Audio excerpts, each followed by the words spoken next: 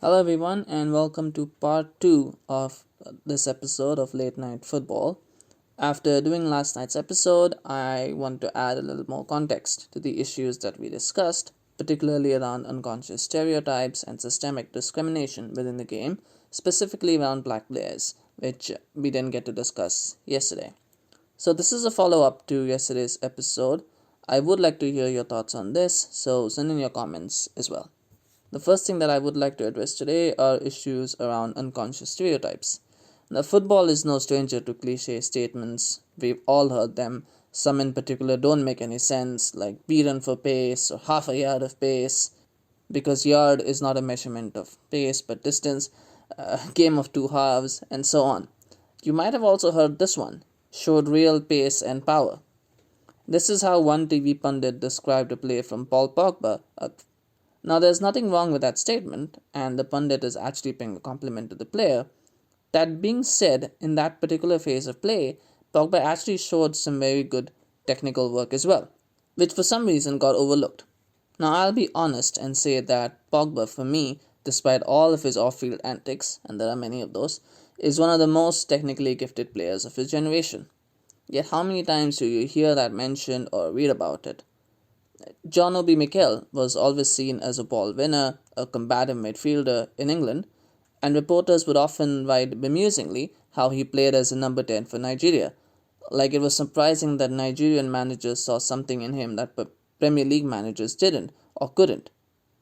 Did they know something that the club managers didn't? That couldn't possibly be the case, could it?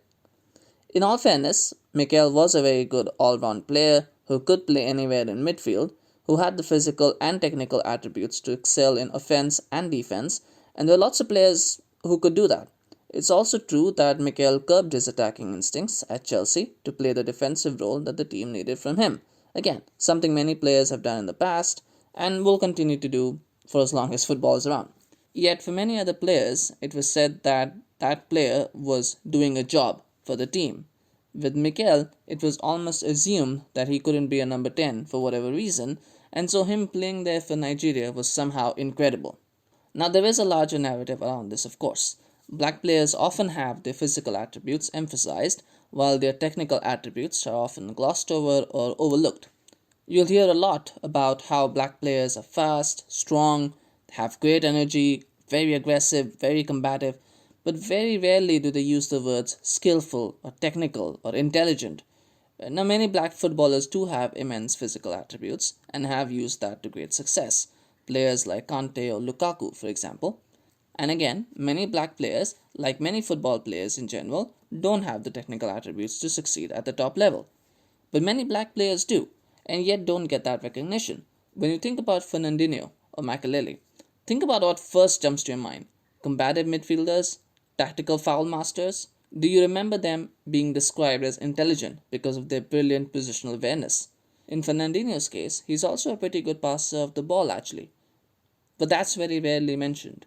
Why is that? Subconsciously, technical and mental attributes signify a greater degree of intelligence, in some ways a higher level of football player than the rest. And many times these are not attributed to black players because of prevailing biases and norms. It's saying that black players succeed because of their superior physical attributes, but white players succeed because they are smarter. Because black players can't possibly be intelligent, or at least more intelligent than white players. Thankfully, many reporters and TV pundits are realizing this now and are making corrections to the way they discuss black players. But a lot more work needs to be done, particularly as it pertains to black players from Africa. For example, in England and Europe, the reporting has improved on black players from those countries, but there is still this tendency of bias against black African players. We don't have to downplay the physical attributes of players, but we shouldn't overlook their technical attributes either. And as fans, we should all do our part by speaking out about this on articles or interviews that have these biases, while at the same time making sure to educate ourselves to not fall into these same traps. So, now onto the systemic discrimination part. I haven't done any research, but by my estimate, in the Premier League, black players make up about 30% of players playing in the league. Now, I have done my research on this, and only one manager in the Premier League is black. So, about 5%. Now, can anyone see what's wrong with this picture? Anyone? Now, we've known for years that football has a big problem with diversity at management level, and that's not just with black people, but pretty much all ethnicities and races. Steven Gerrard, Frank Lampard, and Mikel Arteta can all walk into managerial jobs with high profile British clubs without any real top level experience. Yet Sol Campbell has to start at a League Two club. Now, don't give me the BS about Arteta apprenticing under Pep like that means more than any other regular coaching gig, or Frank spending one season at Derby where he achieved practically nothing, or Gerrard being a youth coach at Liverpool. And yes, I completely understand that Frank got the job because he's a club legend at Chelsea, but the same could be said for Sol Campbell being a legend at Arsenal. Right? At least France has addressed this issue somewhat, and we do have or have had a few black managers at a few clubs like Henri Vieira in the last few years. But by and large, across the English Football League pyramid, you can count on one hand the number of black managers. And that's around 100 clubs that play within the four leagues. Now, this is not a criticism of white managers or using that buzzword, reverse racism. The point is the system really helping black managers in their careers, in advancing, or is it just maintaining the status quo? If it is merit based, what qualifies Arteta for the Arsenal job more than Sol Campbell, who's actually managed a club before? And if it's not merit based, then why are the EFL and Premier League so incompetent in fixing it? Hopefully, the introduction of the Rooney Rule in the AFL will help remedy that problem, but the Premier League is opposed to this as of now. In spite of how football keeps talking about equity and fairness for all, when push comes to shove, the suits aren't necessarily doing all they can to level the playing field. There's still that old boys network when it comes to managerial and higher level appointments.